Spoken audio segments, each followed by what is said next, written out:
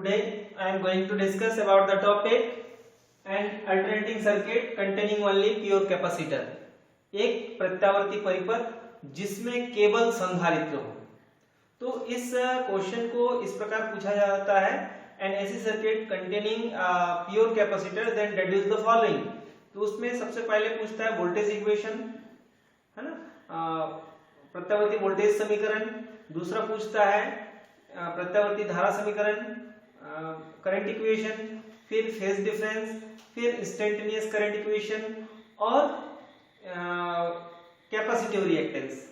ये सारे पॉइंट्स आते हैं और उसके अंतर्गत आपको आंसर देना होता है। तो लीजिए इसका जो ये है सर्किट है, इसमें क्या पूछा गया है कि एक ऐसे सर्किट जिसमें केवल संधारित्र हो, संधारित्र प्योर कैपेसिटर। तो let a pure capacitor of capacitance C is connected with an alternating AC source।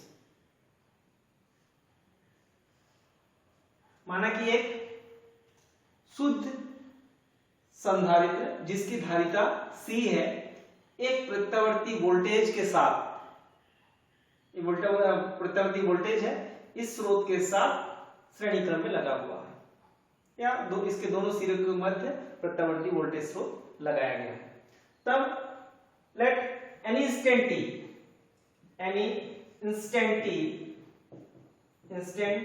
t voltage equation is given by किसी क्षण प्रत्यावर्ती वोल्टेज को निम्न समीकरण से प्रदर्शित की जाती है। मान लीजिए निम्न समीकरण से प्रदर्शित की जाती है क्या, V is equal to V0 sine omega t।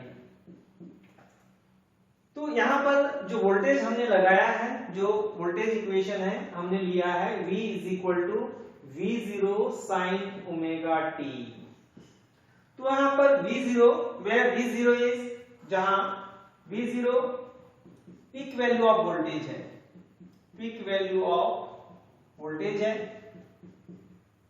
Voltage का शिखर मान है, शिखर मान, वोल्टेज का शिखर मान है, और ओमेगा टी जो है ये फेस है, वोल्टेज का फेस है, यानी इसको हिंदी में बोलते हैं कला। और ओमेगा इज इक्वल टू क्या होता है, 2 पाई एफ और 2 पाई न्यू। किसी किसी बुक में न्यू दिया है, किसी किसी बुक में एफ दिया है। तो यहां पर एफ जो है, एफ और new, it is called frequency. Frequency number of vibration made in 1 second. Actually जो प्रत्यावर्ती वोल्टेज हो, प्रत्यावर्ती धारा हो, वो ऐसे चलती है। तो 1 सेकंड में कंपनों की जो संख्या होती है उसको क्या कहते हैं, आवृत्ति। द नंबर ऑफ वाइब्रेशन और oscillation made in 1 second is called frequency.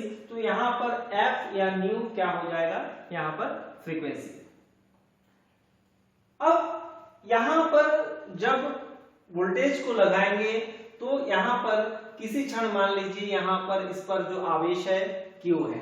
Let any instant t, any instant t charge on C is Q। यहां पर किसी समय जो है इस पर आवेशों की मात्रा जो है, आवेश की जो मात्रा है वो Q है। Then Q is equal to formula C, हमने पढ़ा है कि Q is equal to C V होता है। V का वैल्यू रखेंगे, then Q is equal to C V0 sine omega t। But we know that current I is equal to क्या होता है, dq by dt। That means अगर हम charge को t के रेस्पेक्ट में डिफरेंशिएट कर दे तो वहां पर अपने को इंस्टेंटेनियस करंट का वैल्यू मिलता है।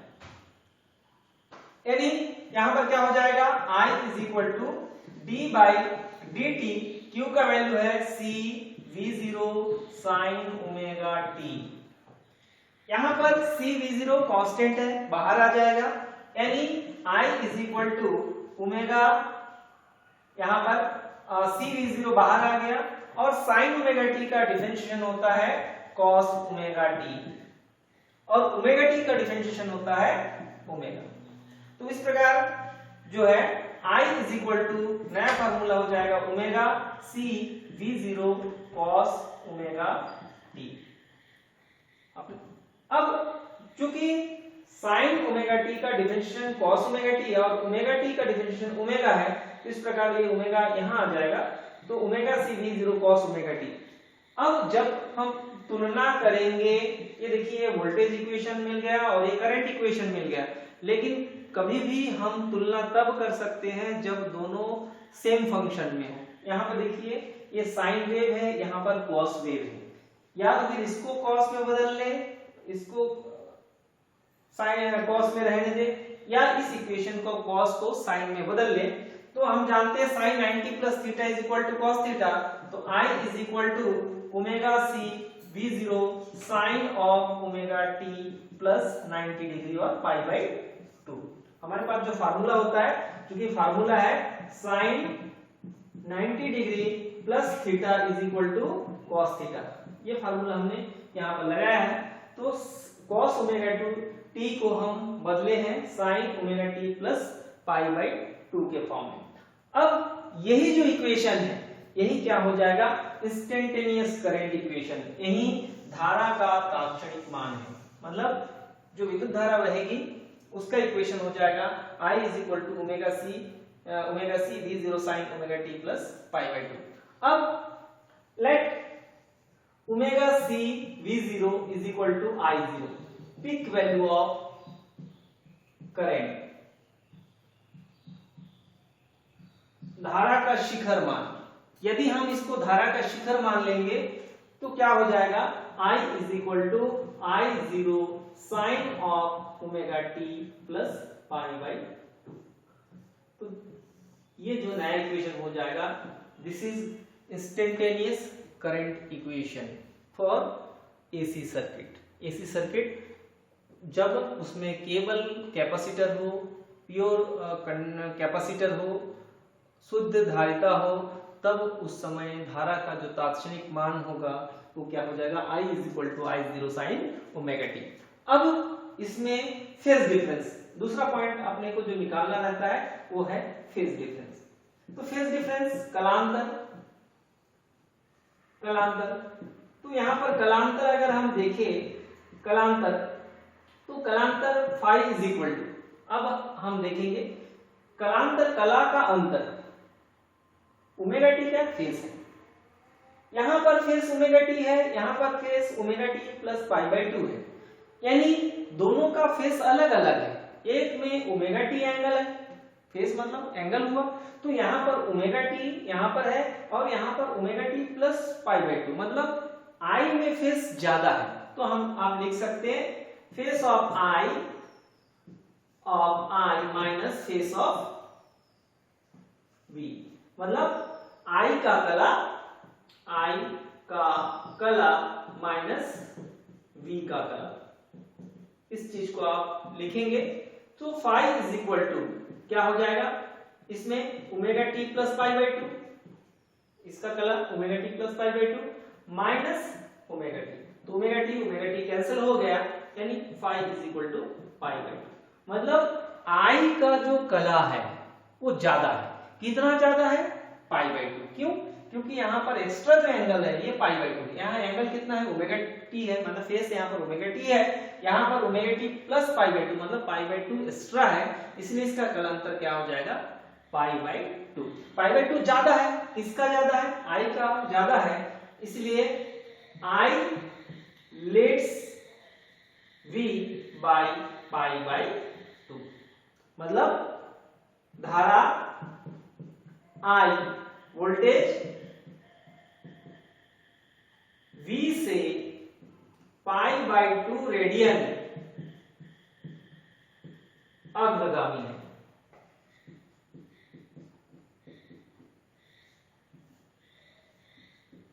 अब आगे है, अग्रगामी ज्यादा है, तो इस प्रकार इसका जो कलांतर हो जाएगा, फेज डिफरेंस हो जाएगा वो π/2, मतलब I का फेज ज्यादा होगा, 90 डिग्री ज्यादा होगा। किससे ज्यादा होगा? V से ज्यादा होगा। अब यहां पर आपको फेजर डायग्राम बनाना है। फेजर डायग्राम आपको बनाना है। फेजर डायग्राम और ग्राफ दोनों चीज आपको बनाना है। तो यहां पर अगर पहले ग्राफ बनाते हैं तो देखिए, तो ग्राफ कैसे बनाना है इसको देखिएगा। ये टाइम है ओमेगा टी, आप देख सकते हैं। अब यहां पर जो v के लिए जो ग्राफ बनाएंगे वो कैसे करना है, आपको 0 से स्टार्ट करना है और 0 से स्टार्ट करके इस टाइप का आपको वेव बनाना है और इसको लिखना है ये v का डायग्राम। अब यहां तक 90 डिग्री है, यहां पर 180 डिग्री है, यहां पर 270 है, यहां पर 360, ये कंप्लीट साइकिल है। ये v का है, जबकि I क्या है, 90 डिग्री आगे है, तो आपको I के लिए ऊपर से लाना है और ला करके इसके बीचों बीच में लाना है।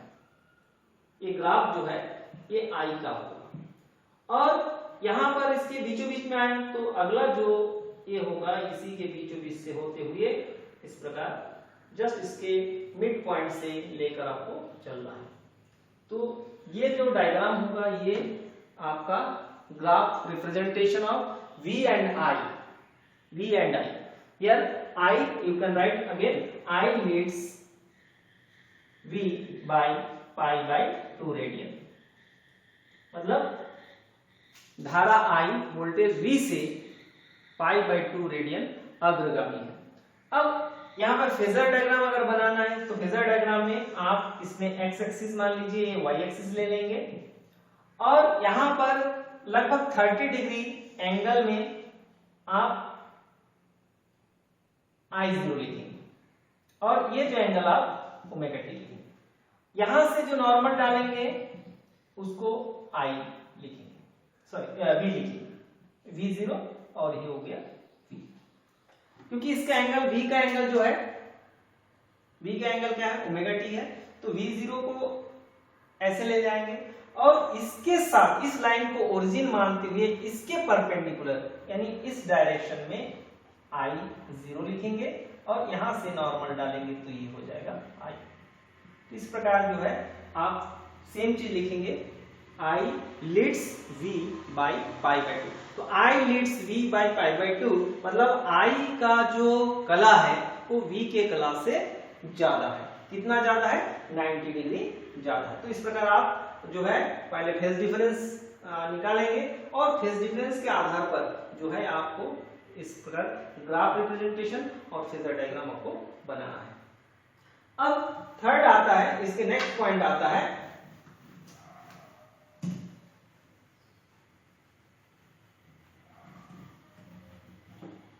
Capacitive reactance.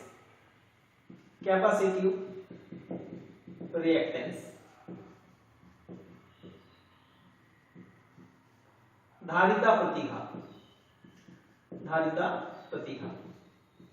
तो यहां पर धारिता प्रतिघात जो है, धारिता प्रतिघात के लिए ये जो हमने इक्वेशन लिए, इसको मान लीजिए इक्वेशन ए है, तो यहां पर omega C V0 is equal to क्या है, I0 है। तो V0 upon I0 is equal to क्या हो जाएगा, 1/ωc। ये यहां गया, ये इधर आया। Comparing this law, this equation comparing with Ohm's law. तो जब भी इसको कंपेयर करेंगे V0 वोल्टेज अपॉन करेंट, तो ये सर्किट का रिजल्टेंट रेजिस्टेंस होगा। इसको ओम के नियम से तुलना करने पर यह परिपथ की परिणामी प्रतिरोध होगी, जिसे धारिता प्रतिघात कहते हैं तथा एक्सिस से प्रदर्शित करते हैं। Whenever we are comparing this equation with Ohm's law, then V0 upon I0 is equal to 1/ωc will give the effective resistance of the circuit, and this effective resistance or resultant resistance is known as capacitive reactance and it is denoted by Xc. So therefore capacitive reactance धारिता प्रतिघात capacitive reactance Xc is equal to 1 by omega c और Xc is equal to 1 by 2 pi Fc. यानी यहां पर जो capacitive reactance होगा, reactance यहां पर same meaning, reactance और रेजिस्टेंस का मीनिंग सेम होता है। रेजिस्टेंस का मतलब होता है which oppose the flow of current, reactance का मतलब भी वही होता है which oppose the flow of current, जो धारा प्रवाह के मार्ग में रुकावट डालती है उसी को ही यहाँ पर प्रतिघात और प्रतिरोध प्रतिबाधा एक ही मतलब होता है। लेकिन यहाँ पर जब स्पेशल डिवाइस यहाँ पर लगा है क्या, कैपेसिटर, तो कैपेसिटर के कारण जो रेजिस्टेंस होगा that resistance is known as capacitive reactance and denoted by Xc. So here Xc is inversely proportional to F and Xc is inversely proportional to C. मतलब दोनों के इनवर्सली प्रोपोर्शनल है। अगर कैपेसिटिव फ्रीक्वेंसी ज्यादा होगा तो capacitive reactance क्या हो जाएगा, कम हो जाएगा, ये ज्यादा होगा तो ये कम होगा, इनवर्सली प्रोपोर्शनल। यदि इन दोनों के बीच में हम ग्राफ खींचे, एक में हम F ले ले और एक में Xc ले ले, तो ग्राफ का जो स्ट्रक्चर होगा इस टाइप का होगा, मतलब एक इंक्रीज होगा तो दूसरा डिक्रीज हो जाएगा। फॉर डीसी डायरेक्ट करंट के लिए क्या होगा, Xc is equal to infinity. क्यों, क्योंकि F is equal to 0। DC के लिए F, there is no frequency in DC current. Direct current क्या होता है, अल्टरनेटिंग करंट क्या होता है, वो टाइम के रेस्पेक्ट में उसका magnitude and direction both changes with respect to time, but DC its magnitude में भी change but direction never change, मतलब उसमें फ्रीक्वेंसी होता ही नहीं। अगर वो ओरिजिन लाइन ऐसा है, एक्स एक्सिस ऐसा है, उसका वैल्यू धीरे से ग्रेजुअली डिक्रीज हो सकता है या कांस्टेंट हो सकता है, लेकिन कभी भी इसका वैल्यू जो है माइनस में नहीं हो सकता, मतलब डायरेक्शन उसका चेंज नहीं होगा। जब डायरेक्शन यहाँ पर चेंज नहीं होगा मतलब there is no frequency, so frequency is 0, so therefore Xc is equal to 1 by 0 that is infinity। मतलब कैपेसिटिव जो रिएक्टेंस होता है वो इन्फिनिटी होता है, अनंत होता है। इसलिए जो कैपेसिटर है वो AC को जाने देता है लेकिन DC को जाने नहीं देता, ब्लॉक कर देता है। रिएक्टेंस इन्फिनिटी मतलब उसका रेजिस्टेंस बहुत ज्यादा होगा, रेजिस्टेंस बहुत ज्यादा मतलब उसमें से होकर करंट नहीं फ्लो हो सकता है, मतलब that's why you can say the capacitor bypass AC but block DC. Okay, thank you very much.